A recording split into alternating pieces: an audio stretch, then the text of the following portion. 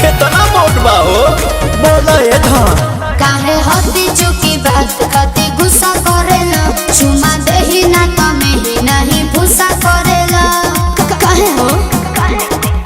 गलती के बाद सॉरी सॉरी होई सॉरी सॉरी होई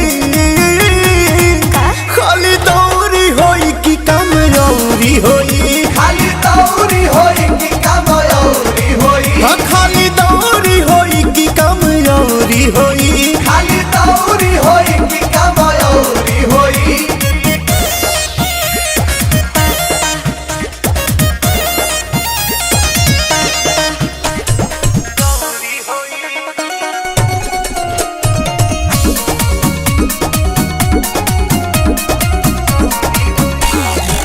सतुआ चटनी के रख इंतजाम हो चुआ तब से न कर घाम में आराम हो अरे का बुझलू हो अहने सुनी हम तो गानी दुबर रात खाली खटला से हमार पहरे कमर गेहूं काटला से चिकना प्याज के पकौड़ी होई हो पकौड़ी होई खाली दौरी होई कि कम औरी होई खाली दौरी होई कि काम औरी होई खाली दौरी होई कि कम औरी होई खाली दौरी होई कि काम औरी होई खाली दौरी होई कि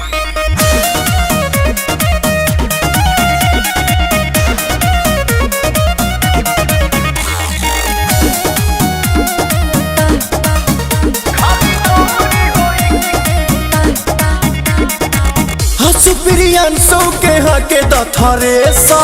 चिल मारा बता दिमाग परेशान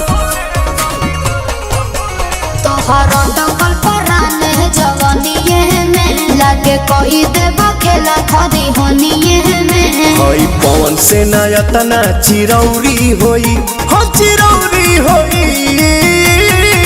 तो खाली दौरी होई कि कम औरी होई खाली दौरी होई कि काम औरी होई खाली दौरी होई कि कम औरी होई खाली